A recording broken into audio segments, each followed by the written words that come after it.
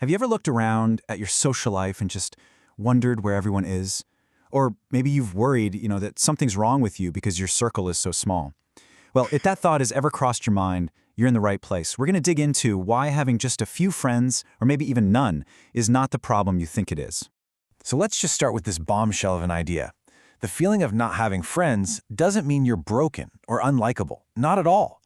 In fact, psychology offers a totally different way to look at it. It could mean you just have a much higher standard for the kind of connection you let into your life. The common belief is that if you don't have a big group of friends, it's some kind of social flaw. But what if we flip that on its head? The deeper view that we're going to explore today is that it's not a flaw, it's a feature. It's a sign that your brain is just wired for a different and honestly often a deeper kind of relationship. So let's break this down. We're going to walk through 5 really specific psychological reasons that might explain why your social life looks the way it does. And the big theme here, the key takeaway, is that this isn't about being antisocial. It's about being selective. Okay, you ready? Let's jump into the first one. And the first reason, well, it's a really big one. You simply have a higher standard for connection. This is the cornerstone of the whole idea. It's not that you can't make friends, it's that you choose, either consciously or not, to go for depth and real meaning instead of just racking up a high number of casual acquaintances. So what does this actually look like in your day-to-day life? Well, it means you probably find small talk absolutely exhausting. You can spot a fake or superficial friendship from a mile away, and engaging with it just feels draining, right? It's not rewarding. What you're really looking for are those real, authentic bonds. This whole focus on authenticity and realness brings us straight to our second reason. You need more time to recover, and this is so crucial because it reframes needing to be alone. It's not a social failure, it's a biological fact. For some of us, our brains literally just burn more fuel in social situations. Let's get a little more specific. There's this thing called high social sensitivity, and if you have it, it just means your nervous system goes into overdrive during social interactions. You're picking up on more cues, processing more information, feeling more of everything, and of course, that's going to burn a whole lot more energy. So what does this actually mean for you? It means that quiet time, that solitude, isn't you being weird. It's you recharging your mental battery. It's not about avoiding people. It's about managing your energy so that the interactions you do choose to have can be meaningful and high quality. Okay, that makes sense, right? Now let's look at reason number 3.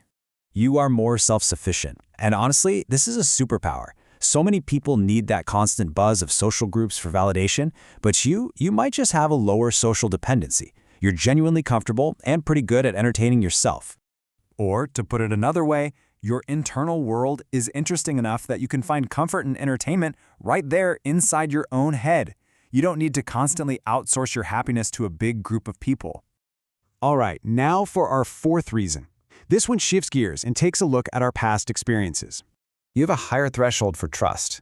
Look, life happens, and our experiences shape us in profound ways. If you've been betrayed or just seriously let down in the past, it's only natural that you become more protective of who you let into your inner circle. And let's be clear, this isn't you being paranoid. This is a smart, protective brain mechanism. Your brain learns from things like betrayal and basically says, okay, we're going to be a lot more selective about who gets access from now on. So for you, trust isn't just handed out. It really has to be earned, and that can take a lot more time. And that brings us right to our 5th and final reason for today.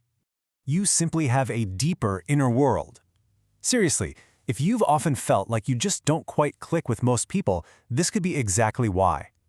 Your internal landscape, your imagination, your intuition, the way you think about things, it might be so complex that a lot of typical social chatter just feels, well, unrelatable. Just think about it. When you have a really rich imagination and a strong gut feeling about things, you're always looking for deeper meaning. And if you can't find that in the conversations happening around you, it makes perfect sense that you might just prefer to walk your own path. So, when you put all of these reasons together, you can start to build a totally new perspective. We're making a shift here, away from seeing this as a personal flaw and towards seeing it as a powerful form of self-awareness.